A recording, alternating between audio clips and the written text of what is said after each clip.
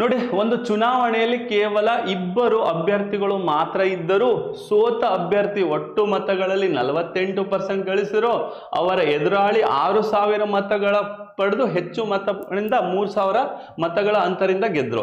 So 6,000 ಮತಗಳ ಅಂದ್ರೇನೆ 3,000 so 6,000 ಹೆಚ್ಚು ತಗೊಂಡಿದಾರಲ್ಲ ಅದೇ 3%. 6,000 ಹೆಚ್ಚು ತಗೊಂಡಿರೋದೇ 3% ಹೆಚ್ಚು. ಹಾಗಾದ್ರೆ ಅಮಾನ್ಯ ಮತಗಳ ಸಂಖ್ಯೆ ಎಷ್ಟು? ಸೊ ಇಲ್ಲಿ ಇಬ್ರು ಪಾರ್ಟಿಸಿಪೇಟ್ ಮಾಡಿರ್ತಾರೆ ಅಂದ್ರೆ ಒಬ್ಬನು ಗೆದ್ದವನು ಇರ್ತಾನೆ, ಇನ್ನೊಬ್ನು ಸೋತವನು ಇರ್ತಾನೆ. ಸೋತವನು ಗೆದ್ದವನು ಅವ್ರದ್ದು ಹೆಂಗಿರ್ಬೇಕು ಗೊತ್ತಾ? ನೋಡಿ, ಈಗ ಸೋತವನು ಎಷ್ಟು ತಗೊಂಡಿದ್ದಾನೆ? ಸೋತವನು 48% ತಗೊಂಡಿದ್ದಾನೆ. ಸೋತವನು 48% ತಗೊಂಡ್ರೆ ಗೆದ್ದವನು ಎಷ್ಟು ತಗೋಬೇಕು?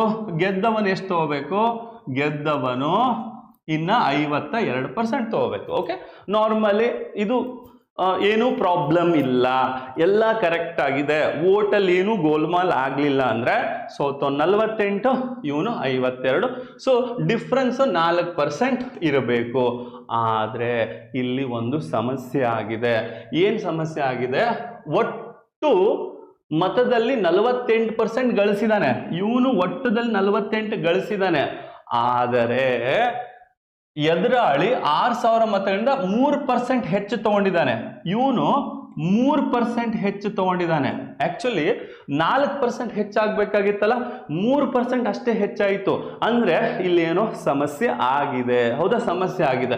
ಸೊ 51 ಅಂದ್ರೆ ಈ ಗೆದ್ದವನು ಪಡೆದಿದ್ದೇನು ಪಡಿಬೇಕಾಗಿತ್ತಲ್ಲ 52, ಇದರಲ್ಲಿ ಕಡಿಮೆ ಆಗಿದೆ. ಅಂದ್ರೆ ಇಲ್ಲಿ ಆ 1% ಏನಿದೆಲ್ಲ ಇದೇ ಅಮಾನ್ಯ. ಇದನ್ನೇ ರಿಜೆಕ್ಟ್ ಮಾಡಿದ್ದಾರೆ. ಇವನಿಗಂತೂ 48 ಬರೋದು ಬಂದಿದೆ, ಇವನಿಗೆ 52 ಬರಬೇಕಾಗಿತ್ತು. ಬಟ್ 3% ಇಂದ ಅಷ್ಟೇ ಗೆದ್ದಿದ್ದಾನೆ. ಅಂದ್ರೆ ಇವೊಂದು 1% ಏನಿತ್ತಲ್ಲ ಅದು ಅಮಾನ್ಯ ಆಗಿದೆ. ಹಾಗಾದ್ರೆ ಆ 1% ಅಮಾನ್ಯನ ಕಂಡುಹಿಡಬೇಕು. ಇಲ್ಲಿ ಈ 3% ಏನ್ ಜಾಸ್ತಿ ತಗೊಂಡಿದ್ದಾನಲ್ಲ ಅದೇ 6,000. ಸೊ 3% ಏನ್ ಹೆಚ್ಚಿದೆ ಅಲ್ಲ ಅದೇ 6,000.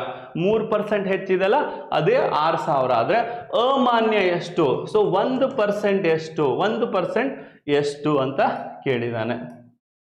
ಸೊ 3 2 2,000, 3 × 2,000 6,000 ಆಗುತ್ತೆ. ಸೊ 1 × 2,000 ಎಷ್ಟಾಗುತ್ತೆ? ಇದು 2,000 ಆಗುತ್ತೆ. ಸರಿಯಾದ ಉತ್ತರ ಆಪ್ಷನ್ ಎ. ಓಕೆ.